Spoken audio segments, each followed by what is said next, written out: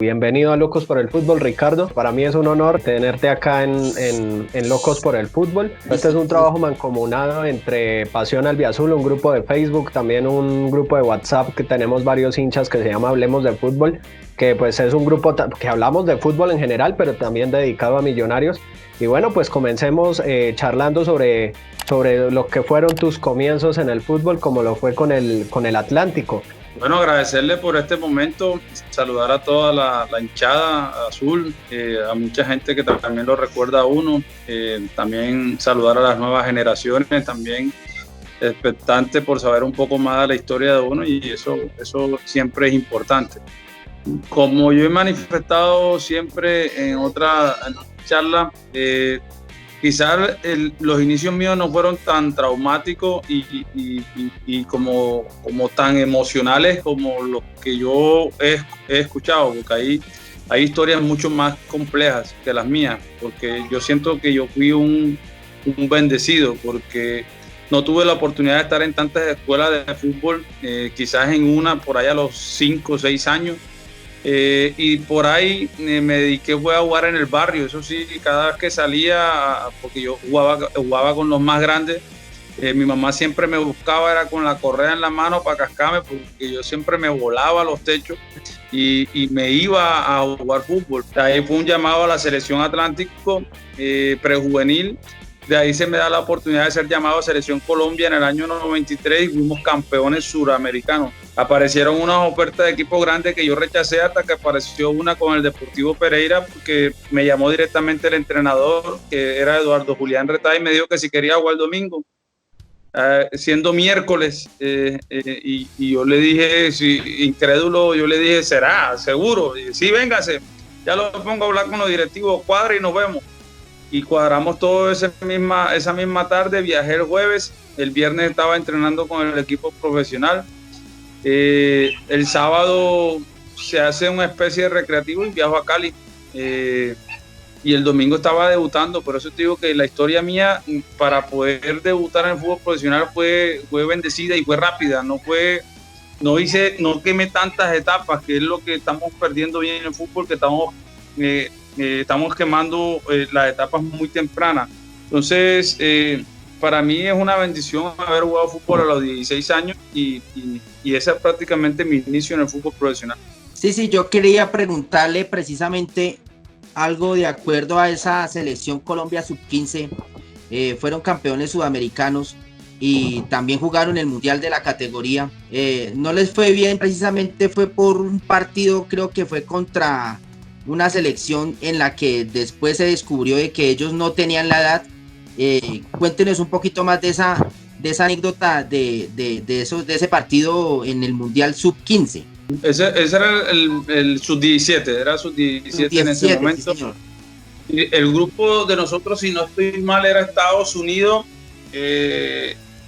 y Irán o Irak, algo así, y Checoslovaquia. Y creo que una de esas selecciones, Checoslovaquia, fue la que no estaba, no sé, es que no, nosotros lo veíamos y sabíamos que eran mayores que nosotros, tenían más cara de viejo, pero si estaban en un mundial era por algo. Pero entonces, pero no alcanzamos a pasar.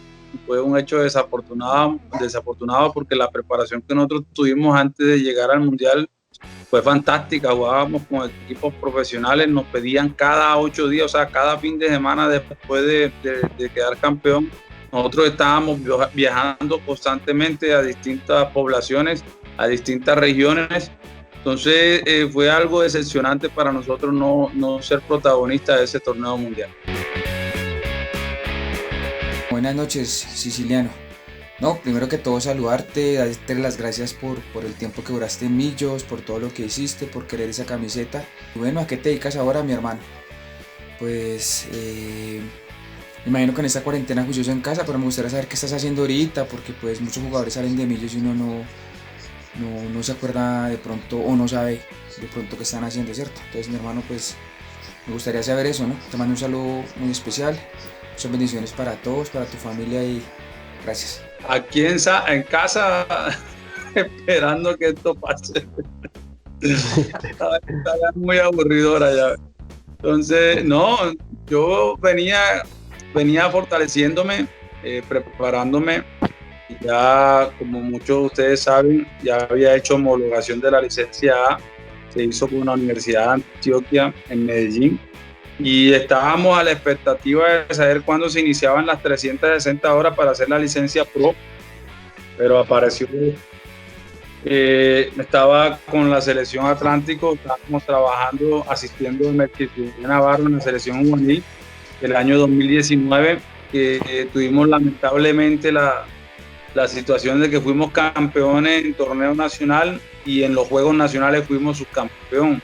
No le pegamos al perrito ese año, entonces la experiencia fue agradable como técnico, como asistente, perdón, y bueno, esperando con este proyecto de acá de 1A, que estaba trabajando con la gobernación, que era básicamente transmitir nuestras vivencias a esos adolescentes que tienen problemas en cuanto a su momento. Nosotros sabemos perfectamente que todo adolescente lleva una vida bastante complicada, y nosotros lo que queríamos era transmitir momentos buenos, momentos malos, para que ellos, cuando les llegue a suceder en su vida, tengan un pare y reflexionen también sobre lo que estaba pasando.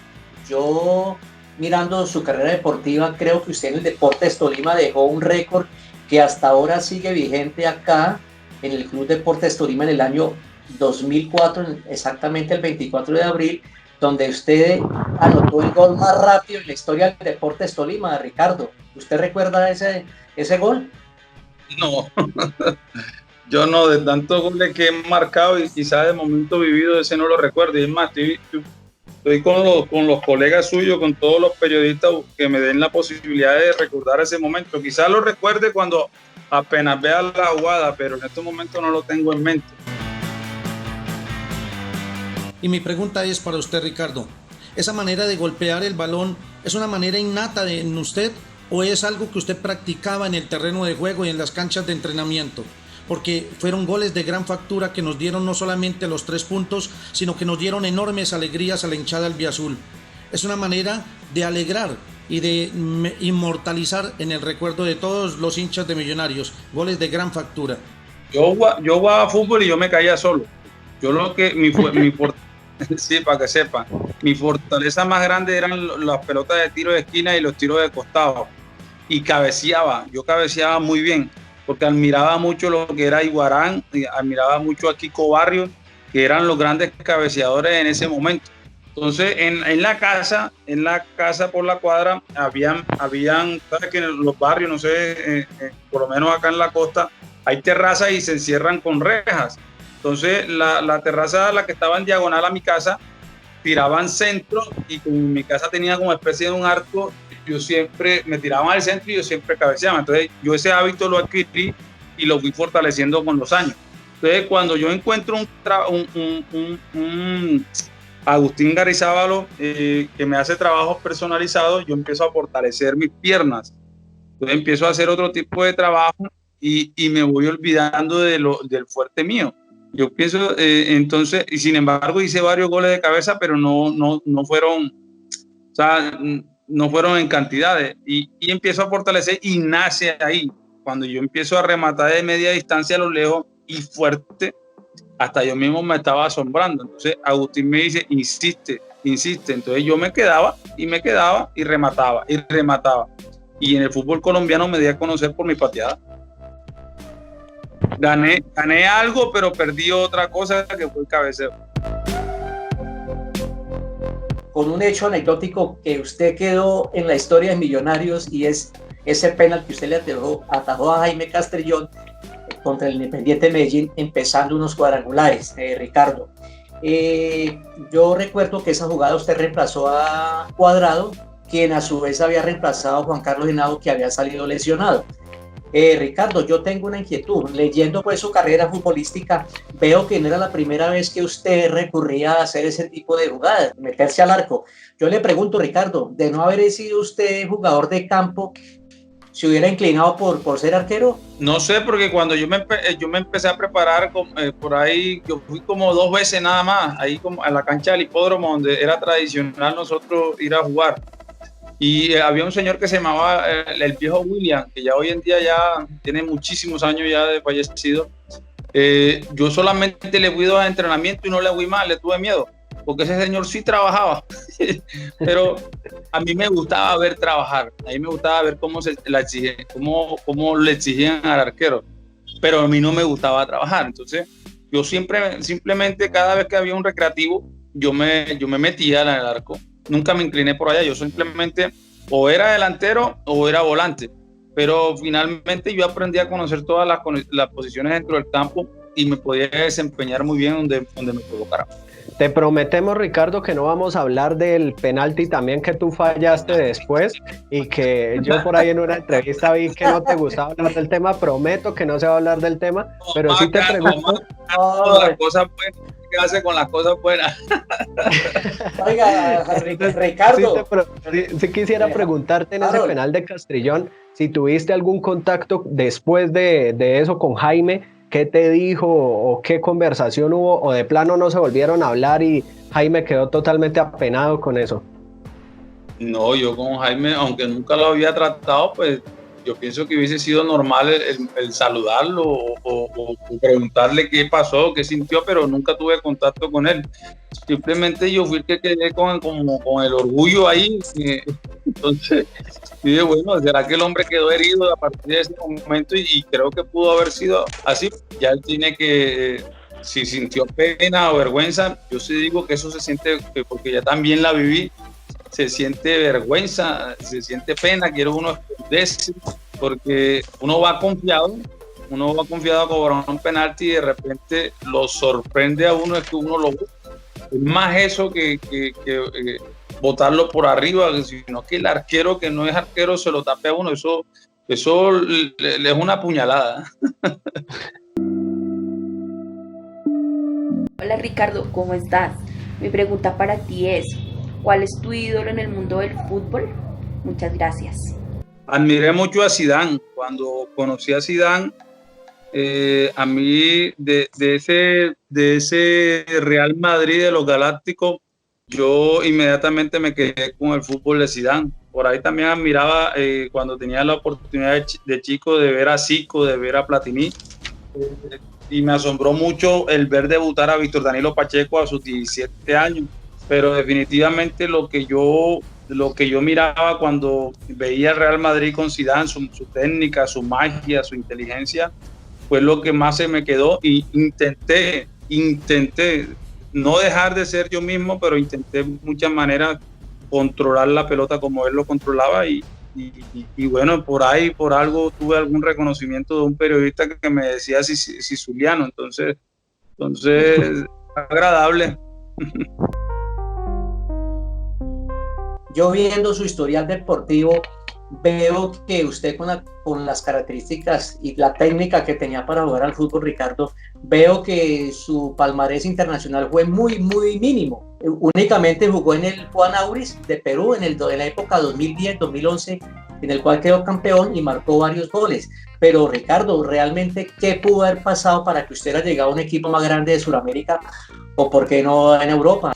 Bueno, porque lamentablemente años atrás, si ustedes no lo recuerdan, nosotros pertenecíamos a los clubes. Entonces es más, habían jugadores que se habían retirado y todavía pertenecían a los clubes. Esto cambió a partir del año 2004, cuando apareció el tema de la agremiación de futbolistas y los contratos empezaron a cambiar. O sea, ya pertenecíamos a los clubes a través de los años que tuviéramos de contrato. Entonces aparecieron muchas ofertas en su momento, pero que lamentablemente se declinaban, porque de todas maneras el presidente del momento en el equipo donde uno estaba pedía mucho dinero, esas eran las explicaciones que me daban, o no me querían dejar ir en ese momento. Entonces, cuando se vivió ese momento en el año 2004, que fue consolidado el mejor jugador del año, yo decido también hacer parte de ese momento de la agremiación y renuncio por un doble contrato que había, y ahí es donde yo salgo para el Deportivo Cali. No, yo sí me quiero devolver la verdad. no tiempo, sino generaciones, y quiero que me cuente esa anécdota de cómo es ese enredo que yo no he podido entender de que 5 generaciones antes de su nacimiento, un tatarabuelo nacido en Italia, vivió en Colombia, pero que no reconoció al hijo, o sea, a su bisabuelo, que sin embargo puso el apellido siciliano, que lo escribieron mal, que mejor dicho, una cantidad de cosas, pero que usted tiene esa nacionalidad italiana. Entonces quiero que me cuente esa anécdota de siciliano italiano, y que de pronto eso hubiera podido servir para jugar en Europa mucho más fácil, no sé. Bueno, antes de llegar a ese momento, yo cuando llegué de Selección Colombia en el Sub-17, a mí se me llegó un señor que se llamaba Michel Padovano. El hijo también se llamaba Michel Padovano y jugaba en la Juventus. Y llegó con su escolta y todo a la casa y me dijo que me quería llevar para la Juventus de Italia, y nosotros, como pertenecíamos en ese momento al Club Apuesta de la Fortuna, nosotros dijimos, pero ay, ¿cómo hago para irme? No, es menor de edad, váyase conmigo. Y no sé, a mí me dio temor de asumir esa decisión, y finalmente le dije que no. Entonces tampoco era como no me gustaba la manera como que se estaba dando el momento, sino que vamos, es menor de edad y allá lo pongo en la Juventus. Entonces no se hizo nada formal, sino que llegó y se presentó. Ya con los años ya sí supe que fue realidad, pero estaba la incertidumbre de saber si era cierto o no. Ya después mi mamá empezó a indagar sobre el pasado de nosotros, y más sobre lo que era mi abuelo, porque mi abuelo era muy cerrado, simplemente él no contaba mucho. Entonces sabíamos perfectamente que él había nacido de un padre italiano que se vinieron todos en esa época para acá, para distintas regiones en Colombia, y supimos hasta último momento que los que entraron por el Magdalena, y creo que algunos llegaron por el tema de Magangué. Entonces por ahí fue donde nació mi abuelo, de una relación no aceptada, porque él era italiano, el italiano estaba casado con su italiana, y ahí nace mi abuelo. Entonces, por buscar la manera de reconocimiento, se equivocaron con el apellido. El apellido era con S, y vamos a ver que lo colocaron con C. Entonces ahí ya empieza la primera tragedia de nosotros, porque si hubiese estado con S, ya hubiésemos solicitado los trámites como tal. Entonces ya mi abuelo fallecido, había ahora que hacer nuevamente otra investigación, y entonces ya se fueron enlazando todas las cosas, y ya mi papá por fin puede ir ya a notaría y puede cambiar el apellido por C por S, y ahí empezar a todos los hijos para buscar la posibilidad del pasaporte italiano. Grandes recuerdos del señor Ricardo Siciliano, y muy agradecido de mi parte y de muy buena parte de la hinchada embajadora. Mi pregunta para el señor Ricardo Manuel Siciliano: ¿qué nos hizo falta para llevarnos esa Sudamericana? Eso es lo único que le tengo que preguntar, porque talento había coraje, había entrega, pero alguito nos faltó. Muchísimas gracias, señor Ricardo Siciliano. Yo recuerdo que en el segundo semestre y en el primer semestre del 2007 tuvimos las opciones de poder llegar a la final del fútbol colombiano con Millonarios, pero en una perdimos con Medellín y la otra perdimos con Huila. Después aparece la Copa Suramericana, que fue el año de la ilusión, básicamente porque era un torneo internacional y Millonarios estaba ausente en esos torneos, y fuimos protagonistas. Quizás que nos faltó de que el árbitro que nos pitó no nos pitara en México, en cancha de Toluca, porque ese árbitro nos metió pito, nos anuló un gol legítimo de Villagra, y ahí el partido se monta diferente. Entonces eso fue lo que nos faltó. Hubo goles magníficos en esa Sudamericana. Recuerdo que se enfrentó Millonarios con Atlético Nacional. Subestimaron a Millonarios por la situación por la que estaba pasando el club. Y también recuerdo uno a Sao Paulo, que fue una corrida espectacular. ¿Cómo fue vivir esa situación? ¿Qué sentía usted en esos instantes? Todos esos momentos fueron momentos que teníamos que vivir. ese grupo tenía que vivir ese momento, porque no era justo para nosotros haber sufrido tanto en la parte económica y no mostrar nuestras capacidades como realmente como deportistas. Entonces era injusto todas esas situaciones y Dios permite que ese momento ocurra, pasando fase por fase y sabiendo de que no eran rivales fáciles. Aparentemente digo que Coronel Boroñé era quizás el rival más débil de toda la fase, pero se mostró fuerte porque nos ganó como local y nos tocó prácticamente ir a buscar el resultado de visitante. Entonces, al pasar esa primera fase nos encontramos con Nacional. Nacional nos vean, aparentemente también creo que ellos nos pensaron que nos podían ganar y ganar por goleada, pero se encontraron con un Millonario activo, recuperando su forma deportiva y claro, futbolísticamente. Entonces ahí empezamos nosotros a adquirir confianza y a llenarnos de cosas positivas como grupo y a sentir sensaciones diferentes de que sí podíamos. Entonces, cuando le ganamos allá a Medellín 3-2, ya sabíamos perfectamente que nos tenían que matar literalmente para poder sacarnos ese resultado allá en Bogotá. Entonces, allá lo que hicimos fue que le dimos manejo, intentamos hacer gol porque tampoco nos echamos para atrás, pero le dimos manejo a la situación y gracias a Dios pudimos pasar a esa fase. Después nos encontramos con Colo-Colo, un rival de tradición, rival de partidos internacionales, y también vamos y le clasificamos en penalti. Pero no cabe ninguna duda que a nosotros el momento de la duda nos llega con Sao Paulo, porque nosotros nos encontramos allá noche antes o un día antes con un estadio con unas dimensiones inmensas y nosotros dudamos. ¿Para qué voy a hablar yo mentira? Llega un momento uno que duda, porque ya las características del jugador brasilero siempre son ofensivas. Y mira que el equipo simplemente aguantó en zona 1 y contragolpeó. Eso sí, nos salvamos en muchísimas ocasiones que la pelota pasaba era ras y uno se agarraba era la cabeza y a uno estaba esperando, bueno, ¿cuándo nos van a hacer el primer gol? Pero en esas situaciones de juego yo creo que la vida nos premia y entra Morumbí Zapata y en una de esas jugadas que se empezó a generar posesión, Jonathan me la entrega y yo simplemente pongo a correr a Zapata y Zapata sabía perfectamente que no lo paraba nadie. A nosotros lo que nos sorprende es la manera como define Zapata, definitivamente, porque Zapata siempre ha demostrado esas cualidades de potencia, llega a raya y tira centro, pero nunca lo conocíamos como goleador. Entonces, afortunadamente, eso fue también un gol que lo marcó a él. Hoy lo conocen como el Morumbí Zapata y eso es algo satisfactorio también para él, porque también queda en la historia de Millonarios en un partido tan importante.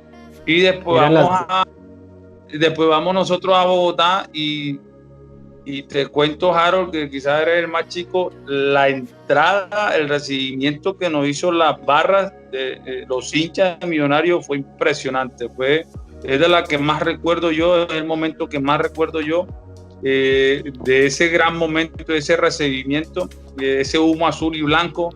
Fue impresionante, un gran momento que se vivió esa noche y es imposible olvidar.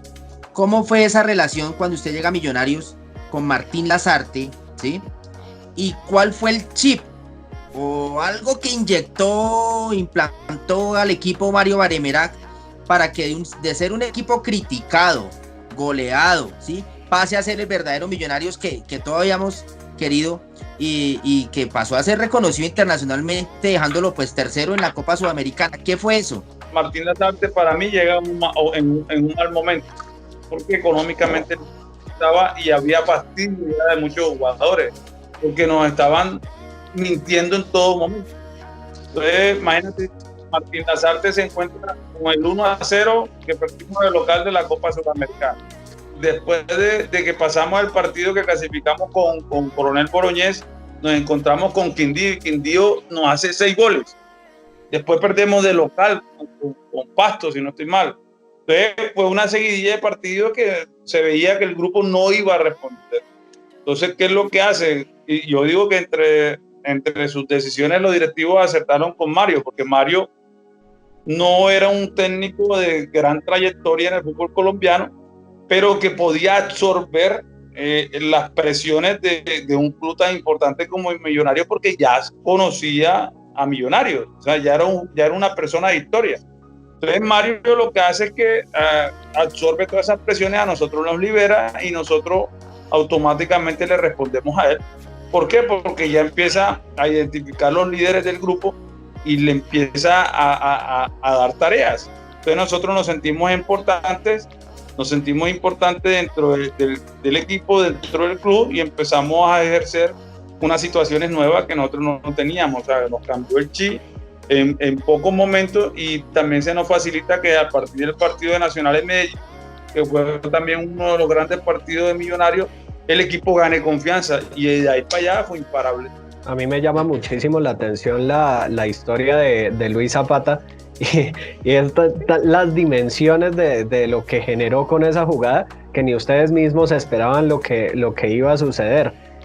Luis Zapata quizá no es un jugador, obviamente no era un jugador de ataque, pero logró hacer, yo creo que eso también es una ayuda divina en ese momento, ¿no? Hermano, usted tiene que correr todos esos metros y llegar y definirle al arquero como le definió, y en una cancha como decía Ricardo, de esas dimensiones. Eso es un poco el significado de todo lo que sucedió ese año, de todo el contexto que se vivió y de cómo puede un equipo, pues en este caso Millonarios, pero podría suceder con cualquier equipo, cómo puede resurgir, ¿no? Lo que pasa es que, por eso te digo a ti, todos fuimos premiados porque nosotros sufrimos 1 año antes, 2 años antes. 2 años antes, porque es que a nosotros nos mentían.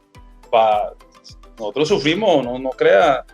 Y mucha gente dirá, pero es que ustedes están acostumbrados. No, nosotros no estamos acostumbrados a quedarle mal a mucha gente. Nosotros no estamos acostumbrados a no pagar los arriendos. Nosotros no estamos acostumbrados a que las obligaciones bancarias nos esperaran, ¿verdad? Nosotros no estábamos, o sea, se metían otro tipo de presiones que no debían, porque el club tenía que garantizarnos por lo menos el pago. Entonces yo siempre recalco eso, porque mucha gente cree que, es más, hoy en día se está viviendo con la pandemia.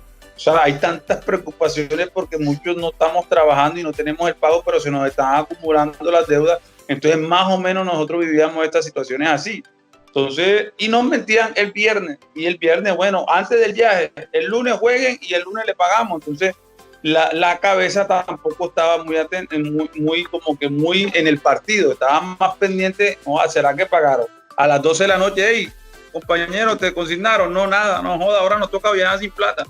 Entonces son situaciones que se prestan para muchas cosas, pero que es bueno que ya la gente empiece a entender. Entonces nosotros vivimos ese momento y lo vivió Zapata, y Zapata no es ofensivo, nosotros lo sabemos, que él era por banda izquierda, desbordaba, tiraba al centro, y bueno, de vez en cuando se animaba a rematar de media distancia, pero no lo conocíamos como delantero y menos como un definidor. Entonces eso es un gran premio para él, fue un gran premio, porque él también duró muchos años en Bogotá, siendo criticado, siendo inclusive hasta humillado. Entonces es bueno de que hoy la gente lo recuerde, y más de un momento tan agradable como fue ese partido de Sao Paulo. Hola Sisi, ¿cómo estás? Mucho gusto, Duan. Agradeciéndote mucho que hayas pasado por la institución, dejaste huella, dejaste bonitos recuerdos, te llevamos en el corazón. Y nada, pues mi pregunta es que ¿cuáles fueron esos goles conmemorativos que recuerdes, que son algo bonito para ti? Y regálame tres golecitos de esos que tú recuerdes mucho, que lleves en el corazón. Y un abrazo, Dios te bendiga, y aquí estamos y estamos hablándonos. Bueno, yo puedo arrancar con el gol del campeonato de la Suramericana de Selección Colombia Sub-17. Íbamos perdiendo con Brasil, y en una jugada yo defino, pero yo digo, y en el piso remato. Y eso fue el 1-1 y fuimos campeones suramericanos. Entonces, ese es mi primer gol significativo. El segundo gol, para mí, es un golazo el que yo le convertí jugando con el Deportivo Pereira. Creo que eso fue en el año 94-95, que le marqué un gol de media distancia, un tiro de esquina, cabecearon, y de sobrepique casi de 35 metros le meto de primera intención y se la meto bien bacana a José María Paso en todo el ángulo. Un gol que a mí nunca se me ha olvidado, hermoso. Y definitivamente el gol con Sao Paulo. Es un momento que no marca mucha historia, entonces es imposible que no esté ese gol ahí. Creo que sí tuvo algún acercamiento del América de México para llegar a ese equipo mexicano. ¿Qué faltó? ¿Cuál fue el impedimento para que usted tuviera la oportunidad en México?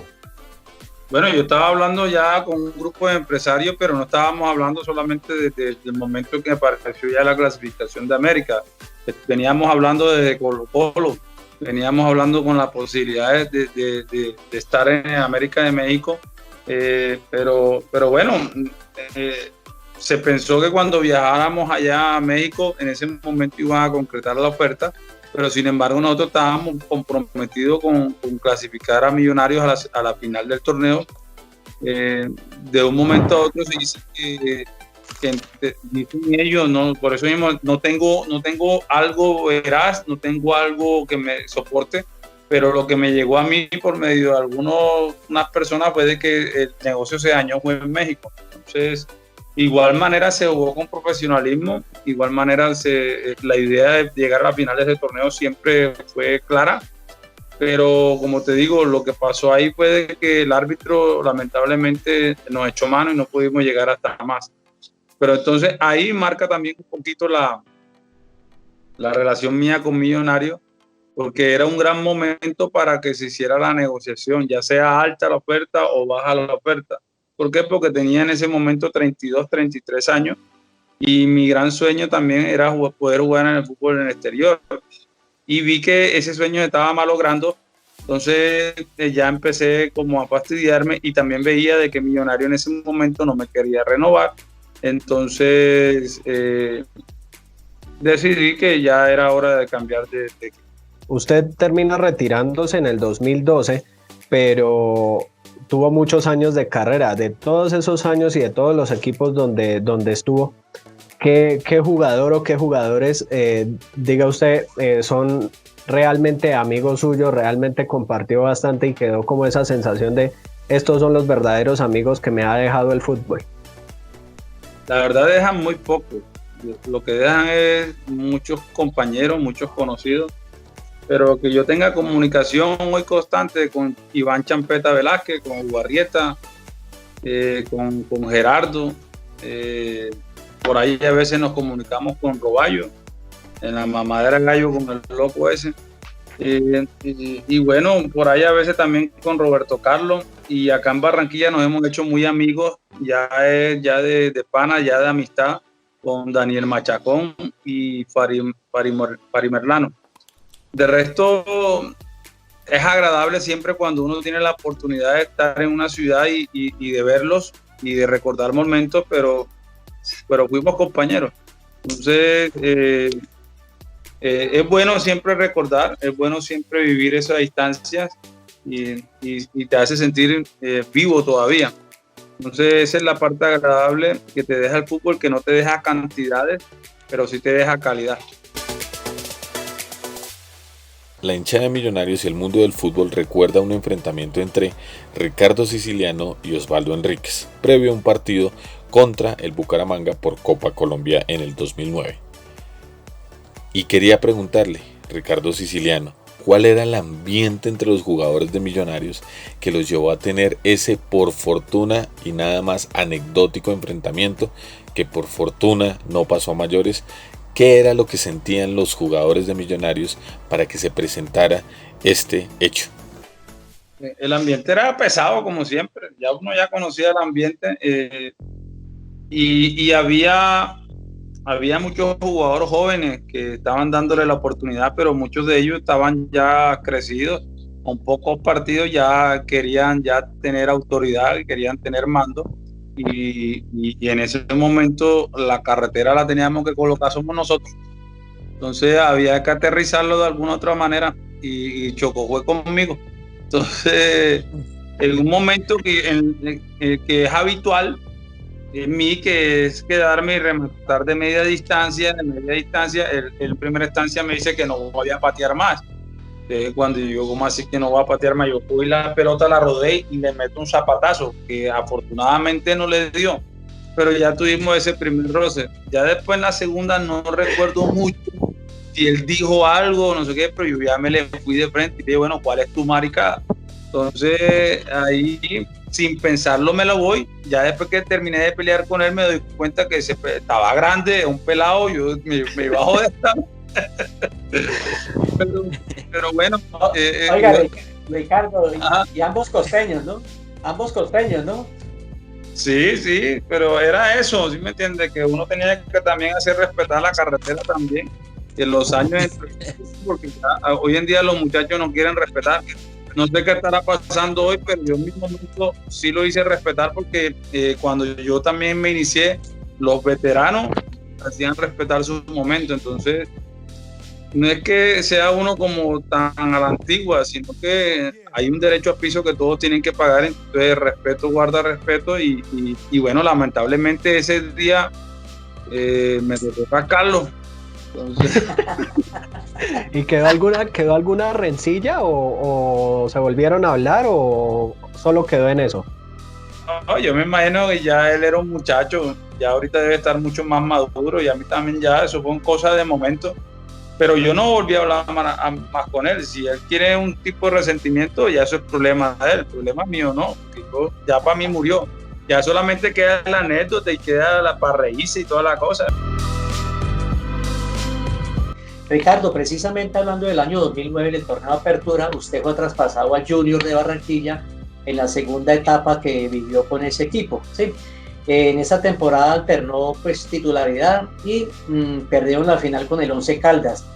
Volvió nuevamente a Bogotá para jugar con Millonarios a partir de julio, pero la verdad fue un resto de semestre muy complicado. Incluso el Chiqui García no lo tuvo en cuenta y usted decide dar por terminado el contrato, Ricardo, debido a que le debían varios meses de sueldo. ¿Cómo es su actualidad con Millonarios, Ricardo? Puede pasar por Junior, donde se tuvo mucha importancia en el torneo, porque fuimos protagonistas durante ese semestre y fuimos consolidados el mejor equipo del semestre.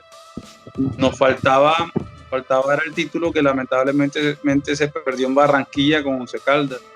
Entonces fue un momento tan negativo para mi carrera, porque estaba en mi casa y estaba en mi territorio y perdimos. Entonces tenía la ilusión de ser campeón con el equipo que me vio nacer, y no se pudo concretar. Pero como digo, son cosas pendientes que están dentro del fútbol y que más adelante uno quizás puede volver a intentar, ya sea ya en otra etapa.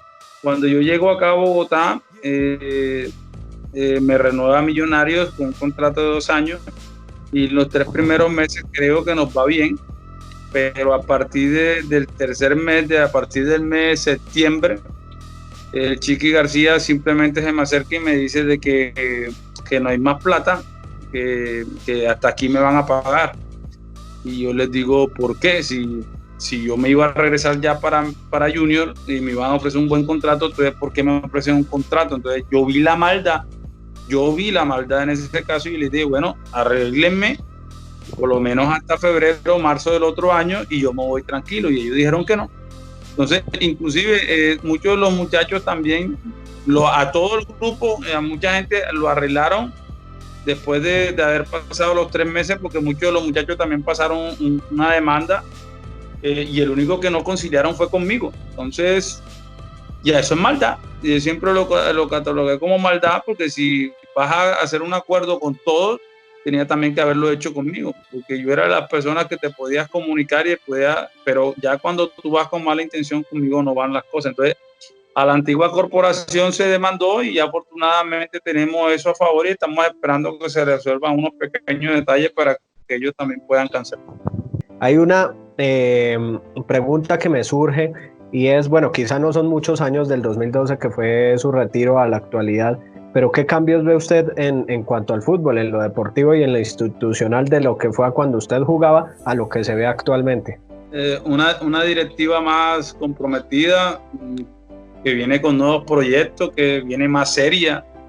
Eso es lo que he podido observar desde acá, desde lo lejos, que quieren buscar, que el compromiso primordial es ser campeones, entonces buscan cosas, entrenadores importantes, jugadores importantes, y esperemos que se les siga dando las cosas, porque eso es lo que necesitaba. Quizás si estos directivos hubiesen aparecido en nuestro momento, y quizás las cosas hubiesen sido diferentes, porque teníamos grandes equipos, teníamos grandes jugadores.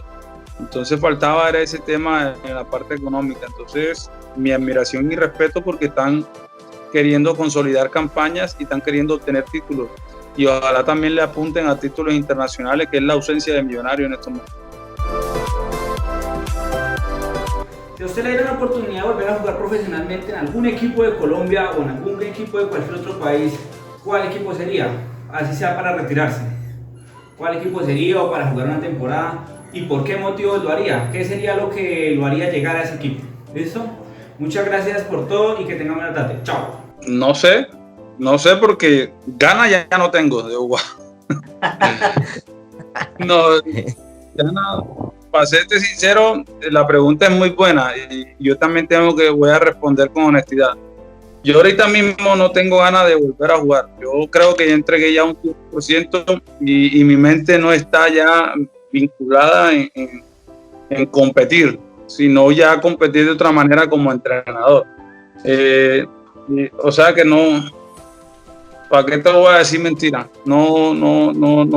Ya la competencia como tal ya yo la viví, yo la disfruté. Eso fue lo que pasó con mi vida deportiva, y la disfruté al máximo. Por eso digo, no tengo ni deudas con el fútbol.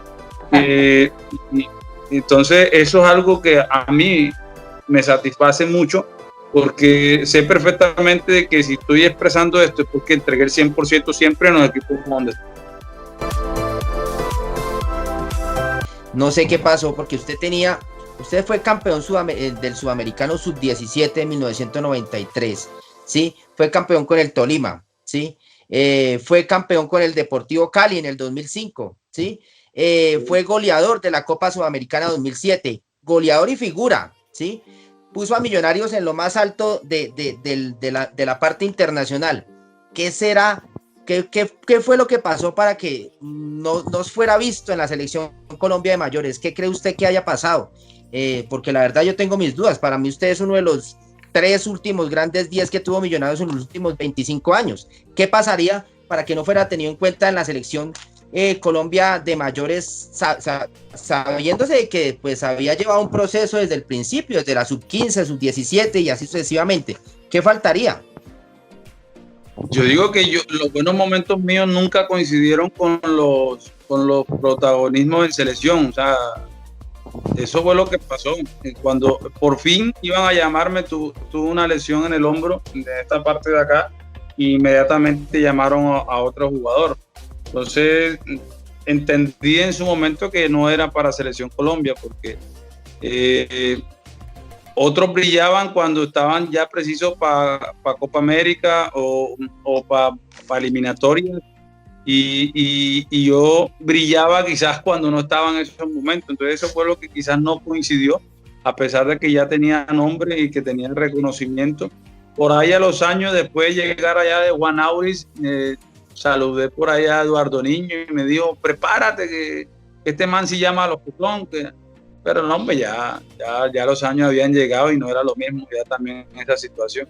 Entonces, pero fue bueno. De igual manera viví todo con ilusión, trabajar por estar en una selección.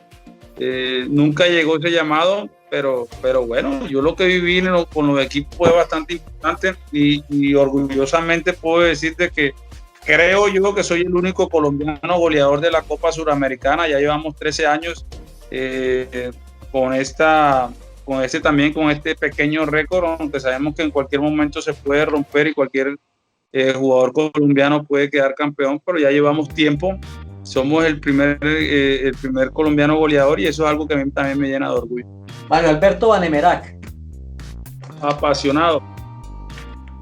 Rafael Roballo. Una bestia para correr. Ricardo Lunari. Un monstruo que mostró calidad, monstruo. Gerardo Bedoya. Es un loco que vive con pasión también ese fútbol. Jorge Luis Pinto. Un gran líder, puede ser un gran líder. Luis Augusto García. Buen manejo de grupo el que tiene Luis Augusto García. Néstor Peckerman. Yo pienso que es una persona prudente. Cristiano Ronaldo o Lionel Messi, Ricardo. No puedo quedarme con los dos. Se puede. La última, Ricardo. ¿Cuál fue el mejor estadio donde usted jugó? El mejor estadio donde yo jugué. Ese de Morumbí. Ese de Sao Paulo. El de Sao Paulo fue uno de los mejores estadios. También fue el de Mónaco, con selección Colombia sub-21.